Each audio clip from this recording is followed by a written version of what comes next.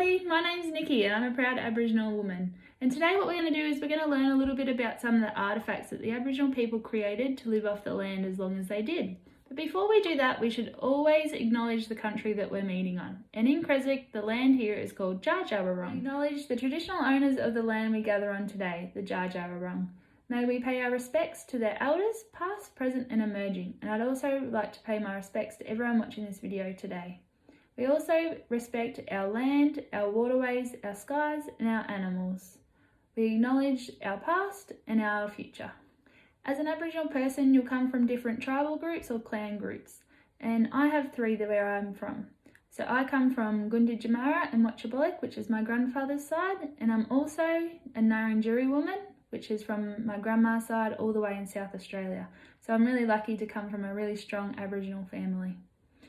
So our artefacts today, we're going to go through just a few, but you can see something that's a little bit furry down here and it's very, very soft. So Aboriginal people would go hunting and they didn't like waste. So what they would do is they would use every part of the animal for all different things. So they would use bones for necklaces and jewellery. They would use skin, the fur, for clothing or for blankets and bedding. So this here is... got a tail. Try and have a guess, see what you think it is before I tell you. So if you guessed a possum, you were correct. So this here is a possum fur, and possum fur was used for clothing and for blankets for beds. So what the Aboriginal people would do, as you can see, it's not really big enough to be a piece of clothing or a blanket, but what they would do is they would gather a fair few of these possum furs and they would stitch them all together and they would make a big, kind of like a big blanket. And what we would call them was possum cloaks. And they would be used as nice big blankets to wrap around you in the cold months that we would have, definitely in Dja Dja Wurrung area, because it gets very cold here. So that was something that they were able to keep themselves warm with for clothing. And they would also use these for beds, definitely for babies. They would use these for baby's bed.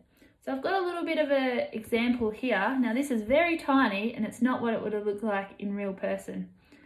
But what they would do, now this here is called a coulomb. And a coulomb was used for all different sorts of things. So you could drink water, you would go to a fresh stream and you'd be able to use it like a cup. You could use it as a bowl or a plate. There was all different sorts of things that you could use it for. But this one's tiny, so that would have been good for eating and for drinking. But what they were mainly used for was a bed for babies. So they would come really, really big. So nice and big for a baby to sleep in. So you can see this one here has all of different artwork. So that's been burnt into the wood. And so all these artefacts are made from trees. So trees that have fallen down and they've gone out and collected and they've made these artefacts from the trees. So this here is just a fake version of a possum skin.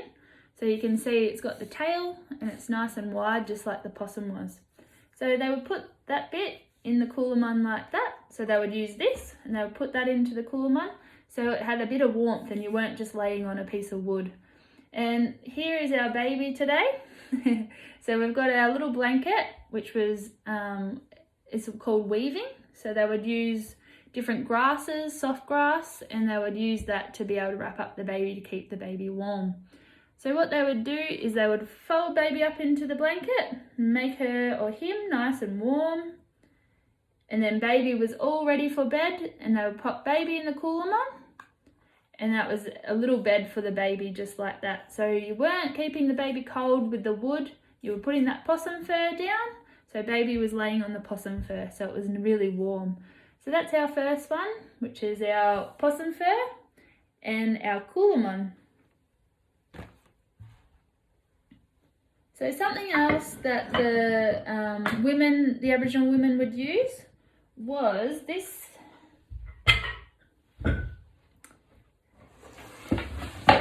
here, which is called a dilly bag. So a dilly bag, it just looks like a normal handbag, but when you feel it, it's really, really rough.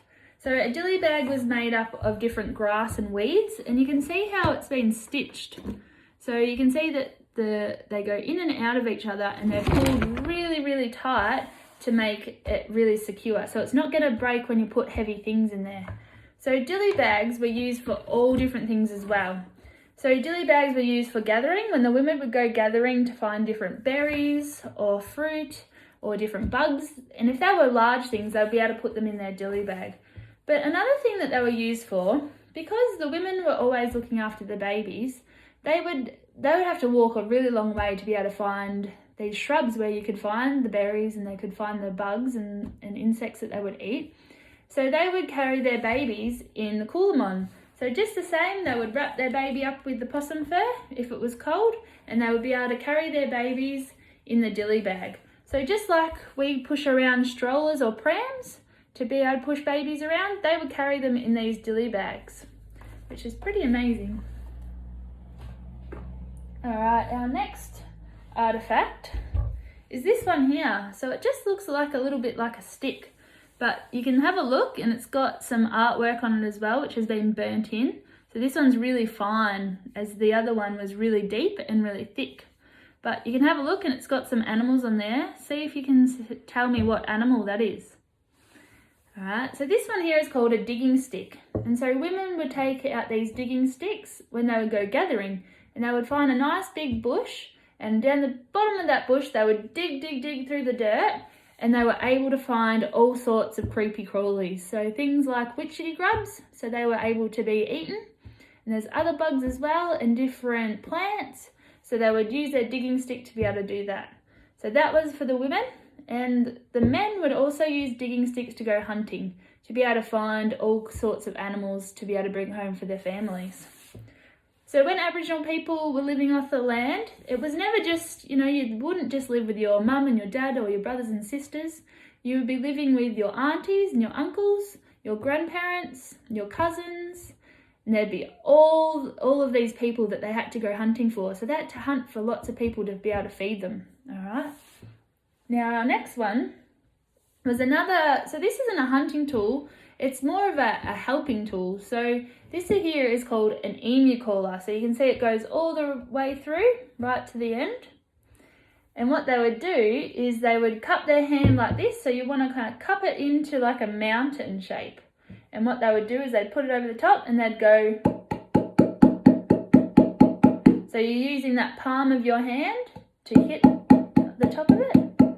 And that sound that it's making, it actually sounds like an emu. So that's the sound that an emu makes. So they would take this emu caller out when they'd go hunting, and they would use that if they seen a pack of emus, and that would bring them closer because they thought it was another emu talking to them. And as they did that, what they would do is they'd have another tool, which is called this one here, this one here is a boomerang. So you can see the little curve in it. Now it doesn't look like a normal boomerang, but this one here is called a hunting boomerang. So when you had your emu caller and you were making that emu noise, you would also have your hunting boomerang out. So when they come close enough, you were able to throw that at the emu to slow it down, because emus are really, really fast. So they had to slow them down to be able to catch them, to take them back to the campsite, to be able to cook up for the families.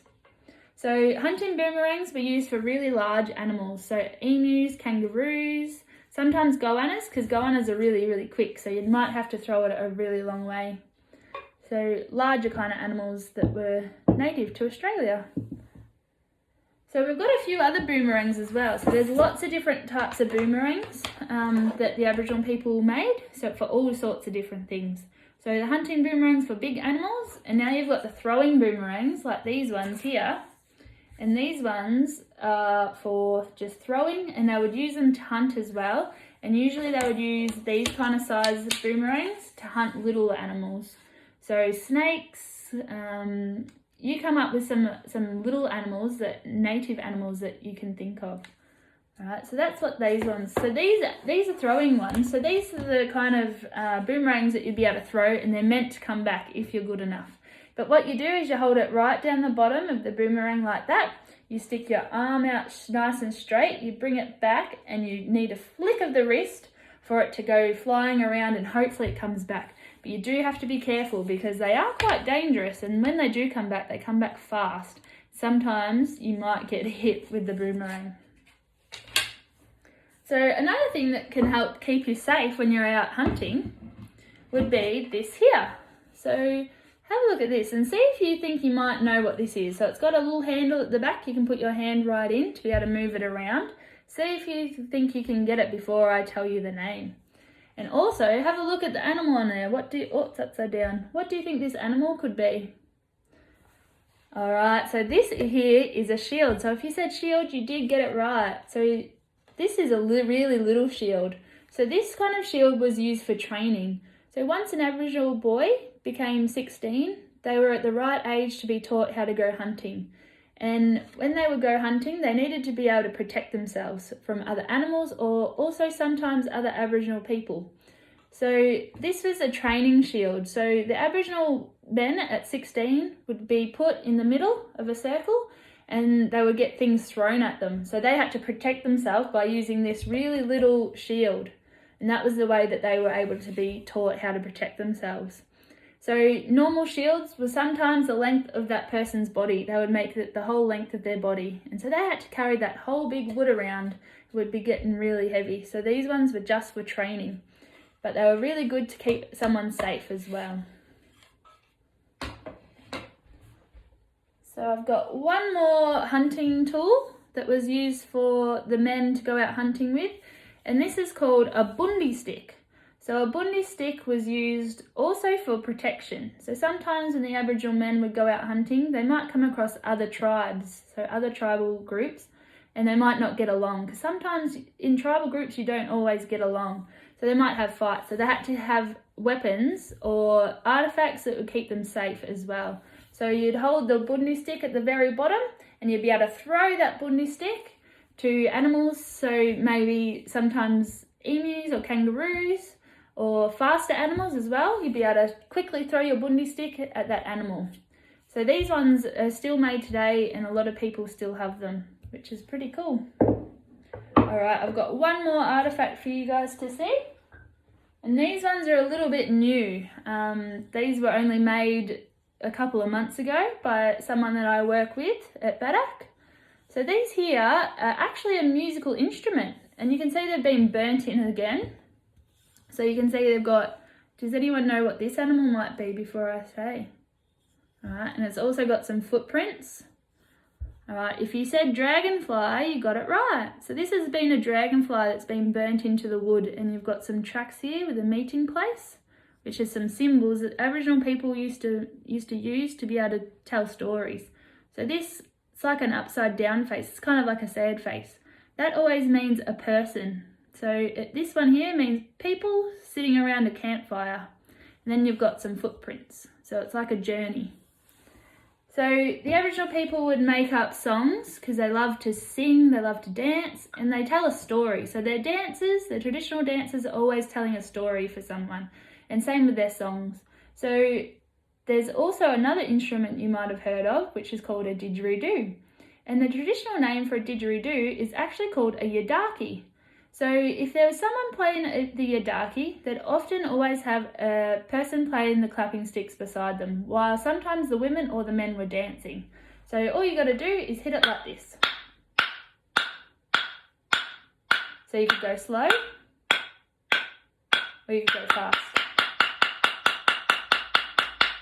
Now you probably used some clapping sticks before, so they're always good to help tell a story. So kind of hearing that sound, you can make up a story about a kangaroo. So you've got, try and make a kangaroo. You've got a kangaroo jumping through the bush and it's getting faster. If your clapping sticks are getting faster, then you try and make your kangaroo jump a little bit quicker, like that.